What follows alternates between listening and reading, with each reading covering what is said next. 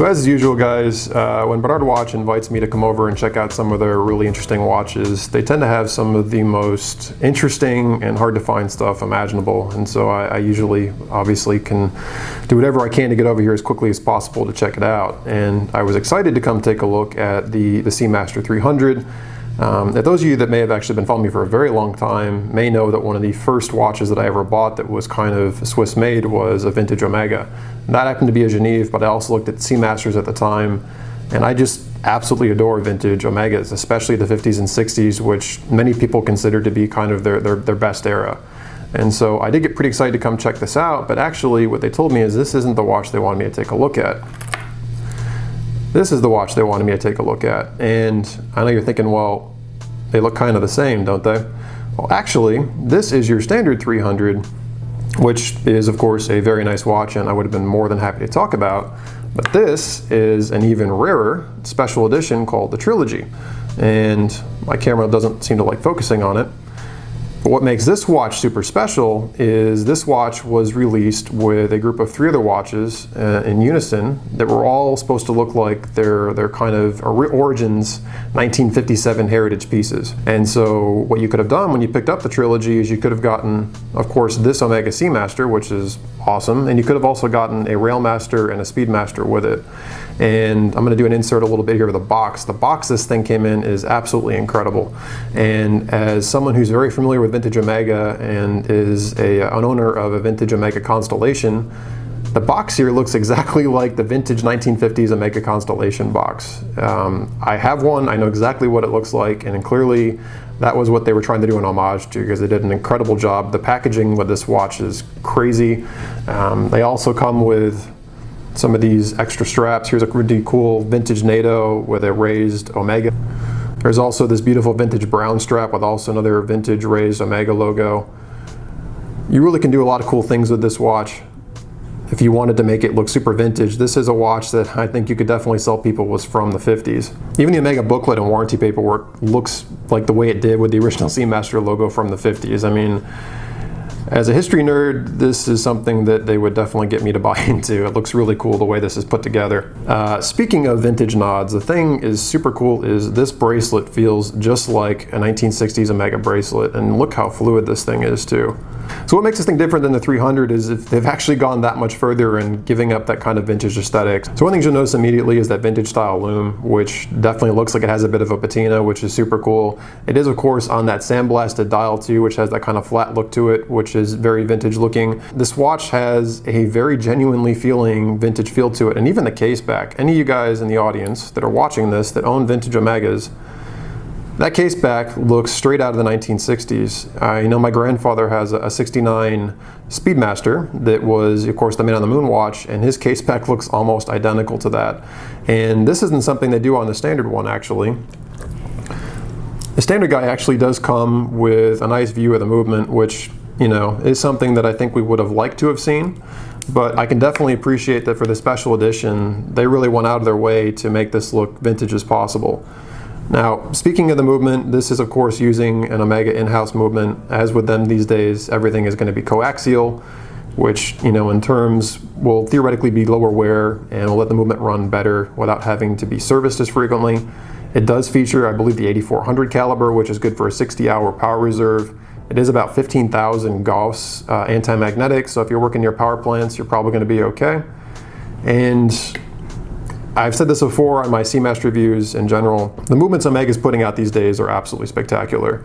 You know, for many, many years they were using warmed over ETAs. Even my Seamaster, my Bond era 253180, uses an ETA 2892 that they've warmed over. They did a nice job, but I mean, the fact that they're doing everything in-house now, you know, it is easy to kind of get thoughts about the fact that maybe this is, you know, the reliving of Omega's glory days. I mean, they're definitely going back to some of their vintage styling. The quality is there, the in-house movements are there, and this piece is definitely very fetching. One of the few things I don't particularly appreciate, though, is, as you may be noticing, is that there is no date indicator. And I'm one of those people that definitely relies on a date indicator, and I would have liked to have seen that, but the basic Arabic numeral, you know, 36912 dial, I do definitely appreciate the minimalism of it. I like the older style pointed hands. Of course, you get the standard Omega raised crown. And I think some of you guys may be noticing as well is this bezel. All right, so one thing that's really interesting if you take a look at the bezel is what do you notice that's different? So the one on the left is of course the standard 300 with the standard bezel, which is unidirectional. It is going to turn one way, and as I mentioned in all my dive watch reviews, you set the luminous dot, in this case here, to the start of the minute hand, and then you track elapsed time. Well, on the Trilogy version, you actually get a more vintage appropriate bi-directional bezel. You can turn it either way. And apologies, this watch is super shiny. And so it's kind of the way old school dive watches used to be. Actually, my vintage Tudor sub is that way. And so again, you can line the dot up and it will keep track of elapsed time.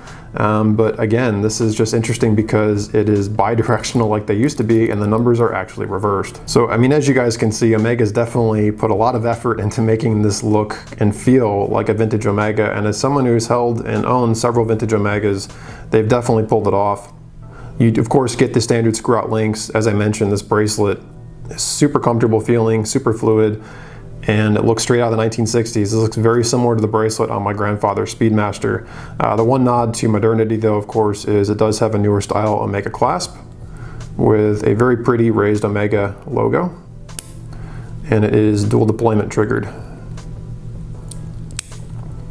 And so I have to say, I was not aware this watch existed. I was aware, of course, of the current 300, which I already was a fan of, but now seeing that they have this vintage version of it, the Trilogy Special Edition, they've done an incredible job of recreating a modern version of a vintage Omega. And this has all the best characteristics of a vintage Omega with all of the modern build quality. And of course, you know, you have that nice contrast of the brushed and stainless as well. So the case finishing too is very much to modern standards.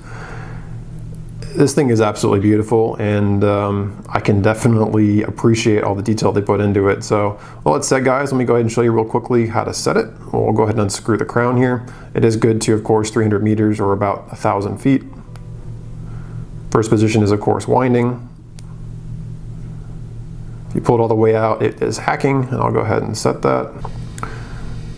And so there you go. Of course, it winds beautifully and it sets beautifully, as do all current in-house Omega Coaxial movements, and the 8400 is a beautiful movement. I've featured on some of my other videos, and as I've said in those, it is every bit as good as an equivalent Rolex, and some might argue better, depending on which one you're comparing it to.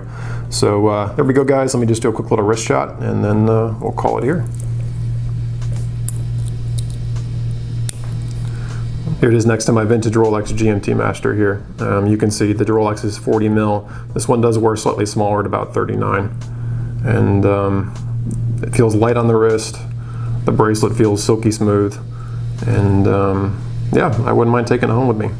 So with all that said, guys, let's go ahead and jump back.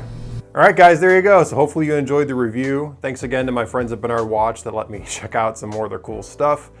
Customary wristwatch check, by the way. I'm wearing my Omega Seamaster today, my Bond 253180 in respect of this video. So if you're new to the channel, I'm Jay Anthony. I'm the idiot that creates these videos. Please, if you haven't already, please subscribe. Please click the bell icon so you guys see the new videos coming out, because they're gonna keep coming. And as always, please give me a like if you liked it. If you disliked it, let me know too. Let me know what I can do to improve the video.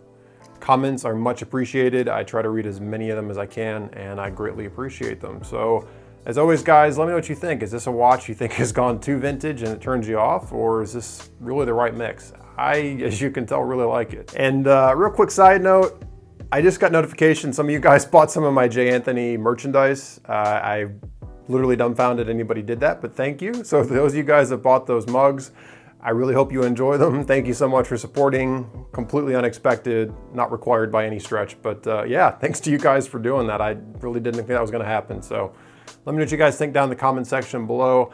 As you guys can see, I'm a little overdue to go shave, so I'm gonna go skip out, and I'll catch you guys on the next video. Take care, see you guys real soon.